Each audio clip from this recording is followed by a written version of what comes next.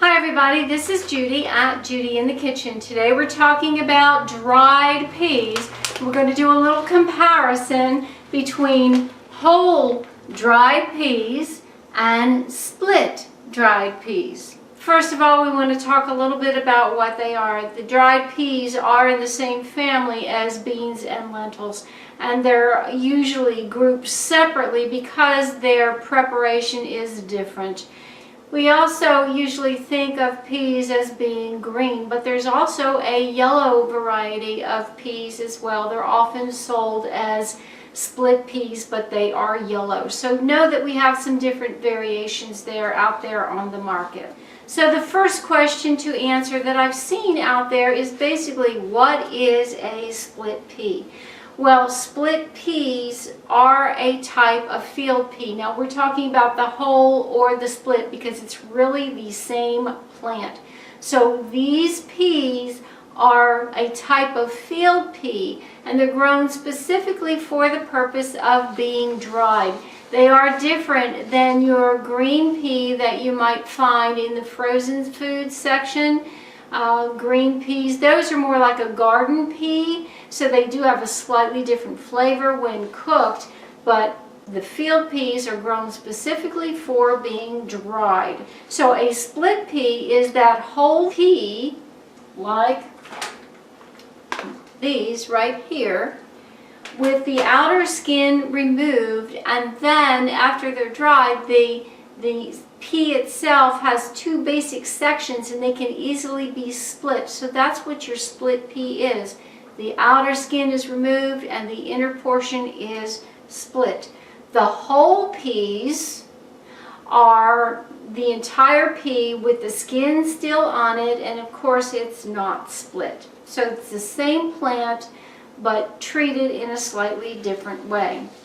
Some people wonder if split peas are the same thing as lentils. Well, though they're in the same plant family, they are definitely not the same plant. Lentils are a completely different type of legume than your peas are, so it's not the same thing. Next question, should peas be soaked? Split peas can be soaked if you wanted to before they're cooked, but they don't have to be soaked before they're being cooked. Most resources don't suggest soaking your split peas. Now your whole dried peas are completely different in that respect. They really do need to be soaked before you cook them, and they should be soaked for at least 8 hours up to overnight, and maybe even a little bit beyond that before you cook them. So now, how do you prepare your peas? When we're talking about split peas, you want to sort through them and remove any debris that's in there. Put them in a colander and give them a good rinse. Transfer them to your cooking pot and follow your recipe from there. If you want to cook them by themselves, the usual ratio is 1 cup of split peas to 2 to 3 cups of water. Bring it to a boil, then reduce the heat to simmer, cover your pot, and allow them to cook for 30 to 45 minutes or longer. It depends upon the ultimate texture that you're looking for in your finished product with your peas. You can cook them until they're just tender and still pretty much maintaining their shape, or you can cook them until they're completely mushy and disintegrated like you would if you were making pea soup. So how long you cook them depends on your ultimate outcome that you're looking for. When it comes down to whole dried peas, you want to first do the same thing. Sort them out and make sure there's no debris in there. Rinse them, drain them, and then put them in a large bowl or pot and cover them with a lot of water to allow them to expand, and just cover it and let it sit 8 hours, 10, 12 hours overnight, whatever it takes.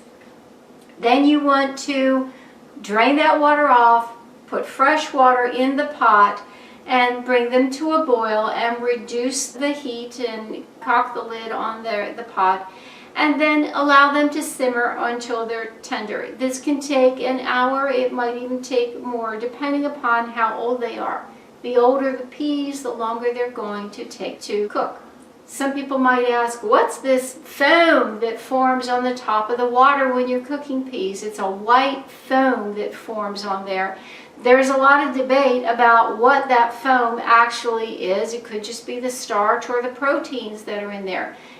No matter what it is, it's been checked out. It is certainly not a harmful thing to worry about. If you want to, you can easily skim it off with a spoon and just chuck it out in the sink and be done with it that way. Or if you just keep stirring it as they cook, that foam will disintegrate and break down and go back down into the water. So however you treat it, it's your choice whether you remove it or leave it there. It's not harmful no matter what. Now what about the texture when split versus whole dry peas are cooked? Split peas usually become mushy and disintegrate when they are completely cooked. That's what we're looking for when we're making split pea soup, a rich, creamy, thick kind of texture to them. If you don't want that, you don't cook them quite as long, but you do want them to at least be tender. So usually we think of split peas as cooking down to a mush and making that thick creaminess that we're looking for in soup. Whole peas, on the other hand, will, for the most part, remain intact when they are completely cooked because they've got that outer skin on them. So you want to cook them until they are tender, but they will usually remain intact in their shape. If you want to use whole peas for pea soup, then just cook them until they are very tender, and then you can use an immersion blender or a food processor or a regular blender, whatever you've got, to blend them and puree them and make them soft and mushy and give them the texture that you want them to have. So either way can be used in a pea soup, but there's a lot less work and a lot less cooking time if you're using split peas. Next question, will they sprout? Whole peas will sprout, split peas will not. Split peas are not the entire seed left intact, and you need that entire seed intact in order to sprout. Well, I hope this helps you out. This is Judy at Judy in the Kitchen. Bye for now.